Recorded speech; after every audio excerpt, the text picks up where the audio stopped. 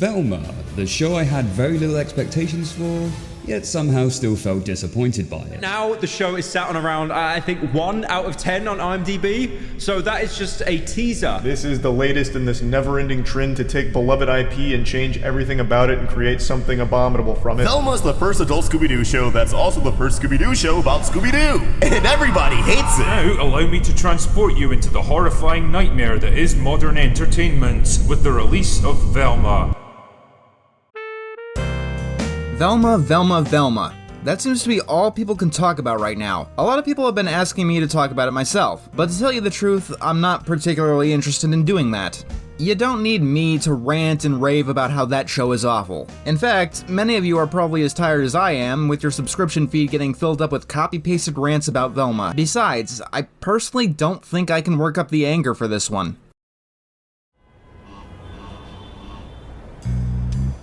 Scooby Doo as a whole has been going through quite a dark era in the past few years. After Mystery Incorporated ended, it seemed that Warner had been struggling to figure out what to do with the property.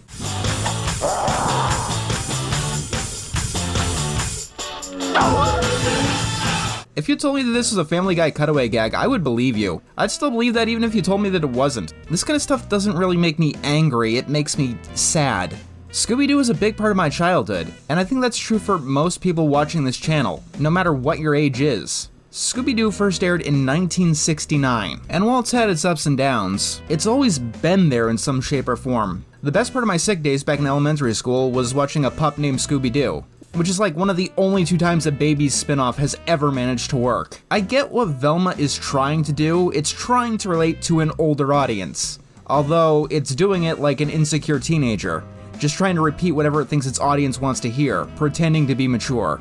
Dumping the talking dog, loads of grisly violence, and a 2010s cynical attitude that we're better off leaving in the 2010s. You know what 420 is, right? Yeah. It's code for adults who still watch cartoons. You know, Scooby Doo doesn't actually need any of that to be mature. And I know that because the most mature that Scooby Doo has ever been is in Zombie Island. This is probably my favorite Scooby Doo thing of all time. Coming out in 1998, it was the first in a long line of straight-to-video movies that tried to tell more ambitious, or at least bigger stories. And they were a blast whenever they were on. Witch's Ghost was extra special for me specifically because it took place in New England, the place that I grew up. And Alien Invaders was just really sweet. These 3 movies were like a golden trilogy for someone who really loved Scooby Doo.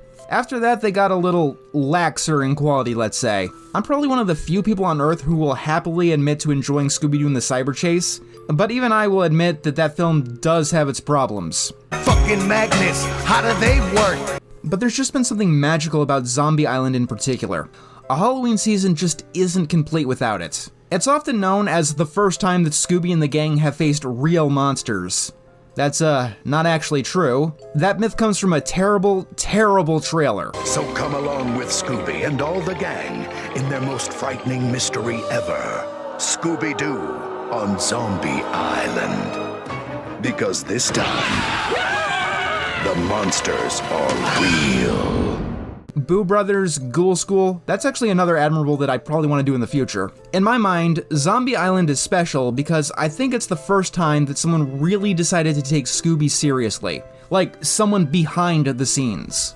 Calling it an adult take on Scooby-Doo is probably not the term I'd use. It's still about a talking dog eating his weight in sandwiches. But it is a much more mature take on the concept. And it really shows, even in the little things. Mystery Inc. isn't just a bunch of teenage friends anymore. They're now adults with their own lives, complete with actual jobs. They still retain the personalities that you come to love. Actually, I think this film was a major step forward for the characters' personalities. Shaggy and Scooby are probably what you expect. They've changed the least, but there's a little bit more to the other ones. Velma isn't just the smart one. She's a lot more inquisitive and a lot more action-oriented in this one. Fred is, let's call it, a reasonable amount of stupid. Not, you know...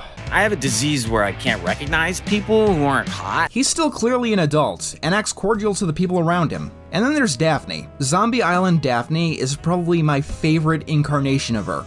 A lot of people complained that she was just the girl or the damsel in distress, up to and including the live-action Scooby-Doo movie. However, in this film, she's a go-getter reporter who wants to actually find a genuine haunting because it would make a great news story. She has a relatable desire and she drives most of the narrative. It's a really nice take on the characters.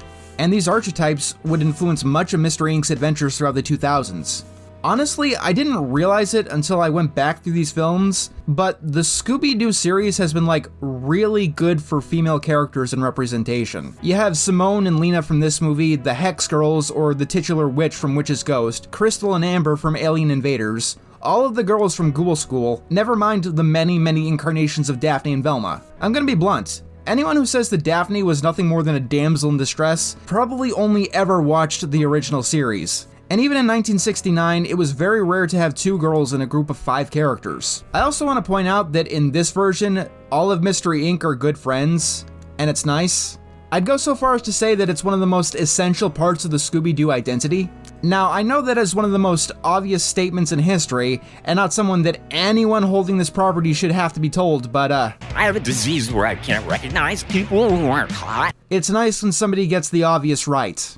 That's not to say that I'm against playing with the Scooby-Doo identity. In fact, this movie comes across a lot as a deconstruction at times. Zombie Island is not afraid to poke fun at the formula. You know, the real reason I changed jobs was because the monsters and ghosts always turned out to be bad guys in a mask. Got a little boring, eh? This movie asks the question, what if these kids who always find guys in a monster suit come across a real monster instead of,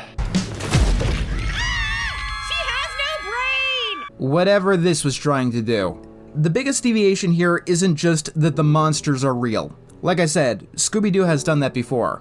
The deviation here is that the real monsters are actually dangerous. They're not friendly monster girls or silly ghosts. They're out for blood. As far as I'm aware, this is the first time that Scooby and the gang have been in like actual physical danger. And the film lets you know this right up front, as Scooby and Shaggy almost get eaten by alligators in the first 15 minutes. It's the first time that Scooby-Doo decided that it wanted to be too scary for some kids, which is an interesting idea, and it leads this to not really being a mystery film like you'd expect from Scooby-Doo. Zombie Island is a horror film, through and through. It's one that's obviously geared towards kids, but it is still a horror film. In fact, it might be a good introduction to the genre. It's also why saying the monsters are real isn't a spoiler. The film is paced like horror, not like mystery. It takes place on an island in the Louisiana bayou, which creates a great sense of isolation, and there's a sense of danger that permeates the film. Besides the alligators, the supernatural elements show up quite early, leaving creepy messaging, and levitating Velma, something she makes clear isn't any of the trickery that they're used to. Also, this does border on spoiler territory, but the kitchen scene is great misdirection. I said Zombie Island isn't a mystery film, but there is a twist in it, and I think it's genuinely clever. Like, the actual script writing in this film is surprisingly good, especially for a series that has a reputation of the culprit always being the first guy you see. Another reputation, by the way, that is also unearned. Speaking of writing, the pacing in this movie is incredible. It's such a beautiful build as things get more and more intense as the film goes on. And here's something that I really do admire about this film specifically. It is so good at acclimating people who might be uncomfortable getting into horror films. Young people especially. The movie has a lot of traditional cartoon and Scooby-Doo humor. There's a lot of slapstick in it, and Shaggy and Scooby shenanigans. Some of the jokes in this film I genuinely find funny. The owl scene kills me. I don't know why, but I laugh every single time. But I will admit, most of the humor probably doesn't do much for the adults watching this. However, for the target audience, it can come across as a much needed reprieve. Every single time, and I do mean every single time, the film gets a little bit more tense, there is comedic relief immediately afterwards. Comedic relief that's actually relieving. Why is that such a rarity? It might annoy people wanting like a full-on horror experience, but that's not exactly what this movie is. If you're looking for that specifically in animation, I'd recommend Paranorman, which has more than a passing similarity to this movie.